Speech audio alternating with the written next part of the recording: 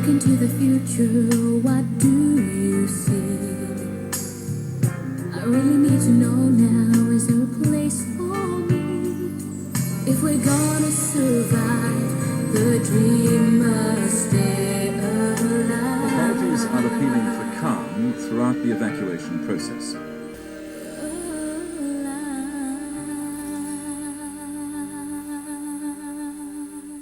The Tribe, A New World by A.J. Penn. Chapter 12. He was alive. For how much longer, that was another matter, Bray thought.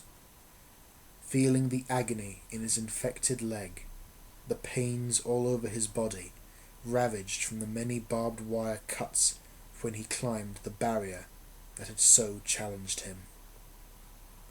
Drawing weakly on his fading strength, he had managed to scramble down the other side of the fence before finally falling to the ground. Spending the night in the wreckage of the overturned vehicle, Bray had rested up, regaining what was left of his energy following his trek through the wilderness. The military truck had provided a welcome, though temporary, refuge, nothing more. There was no food inside it, but, to Bray's delight, there had been an out-of-date can of cola left in the front seat glove compartment. That had sustained him during the long night. The foul-tasting liquid, nonetheless, truly appreciated by his dehydrated body. And now, with the sun beaming down overhead once more, the temperature rising, Bray was thrilled to be alive still. He had dug deep, summoning everything within his spirit, his very core, to get that far on his flight from Eloise. He had made it to another day. Now he would find out if it was worth it. If all the suffering, the risks he had taken, would pay off. Heading towards the castle and buildings that he had spotted the previous night, Bray discovered a long section of tarmac. It must have been a runway at one point. Bray was sure in his still confused state. It was sheer joy to walk on such a surface compared to the rugged terrain in the wastelands. Though the tar had melted in places, with lots of cracks, the runway was damaged, in a state of disrepair, almost mirroring how Bray felt himself with his body so weak. The runway stretched for some time. Approaching the castle, Bray noticed other buildings in the distance, in the perimeters, and every quarter of a mile, parallel to the barbed wire fence, there were warning signs displaying danger, biohazard. Hours later, nearing his goal, Bray was able to identify that the buildings formed part of what had to have been a military base.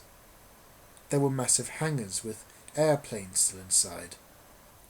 The strange thing was, Bray considered, the planes were from different time periods. Was this a war museum?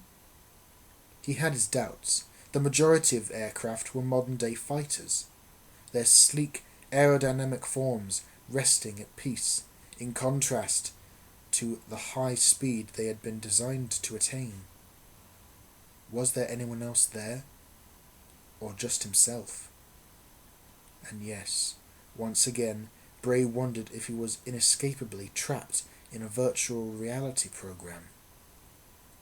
He pushed himself on, finding stamina to examine other parts of the base.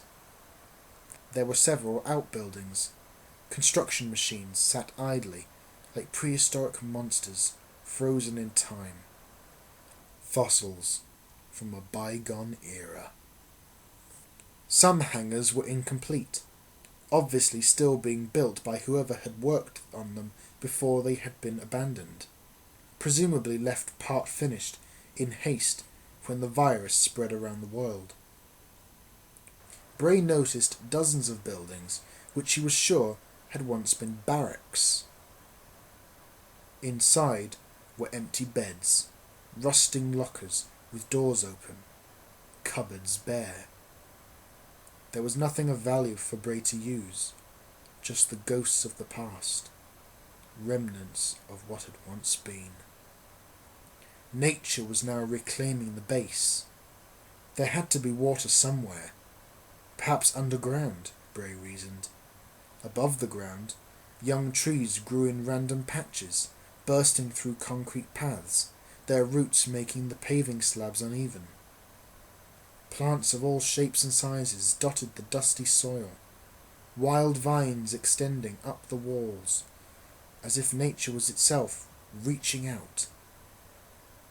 But Bray was aware, since entering the wastelands, that apart from the vultures he was sure he had seen, this entire area looked to be devoid of any other bird or animal life. Perhaps their natural instincts were keeping them away. Did they know something Bray did not? Having checked out several of the buildings in the outer perimeters of the base, Bray turned his sights on the mysterious castle that loomed nearby. Maybe it would have the answers Bray was looking for, as well as something inside that could aid his struggle to survive. Bray entered the castle through its open portcullis, the jagged metal tips of it pointing down at him threateningly. His boots scrunched down on broken glass and debris which littered the floor. This was no castle, Bray had come to realize. It was a shop. Treading warily, unsure of what or who would be inside, Bray continued to cautiously examine his surroundings. The castle was a facade, covering the shop inside. Most of the shelves had fallen down. The building had been ransacked, but one shelf in the store still held up. A few toy dragons sitting on it, their mouths wide open angrily, breathing out little orange plastic breaths of fire. A knight, wearing a suit of armour, stood in the corner, its gauntlet empty of where it had surely once held a sword. The knight had been sprayed in layers of graffiti, strange swirls and symbols that seemed like an alien language. Bray unable to decipher any of it. He stared at the knight, who wore a crown at the top of his helmet. A plaque stuck to the base of the stand the armour stood on read, King Arthur. Going outdoors through the castle entrance, Bray identified that he had stumbled into an amusement park. What was left of one. All around him were decrepit, decaying rides.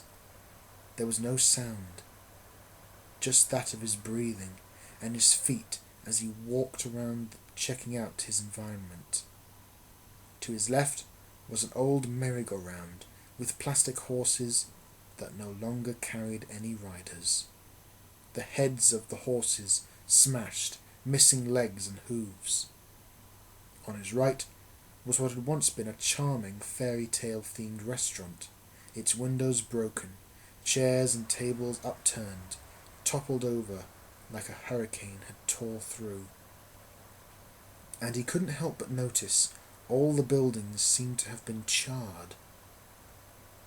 Bray tensed, the pain in his leg throbbing, as he spotted a small roller coaster in the distance beyond the buildings, in front of him. Its frame looked as fragile as he did, the skeleton of its wooden struts marked by burn marks where it had once been on fire, great gaps visible in the loops where its carriages had once twisted and turned. It was a strange, haunting place. Bray could all too well imagine how it would have been in its day. A fun place, where kids of all ages would have enjoyed spending their time, being together, mums and dads frolicking with loved ones. if only any of them knew of the virus. The catastrophe that had been waiting to transform the world that once was into a nightmarish hell.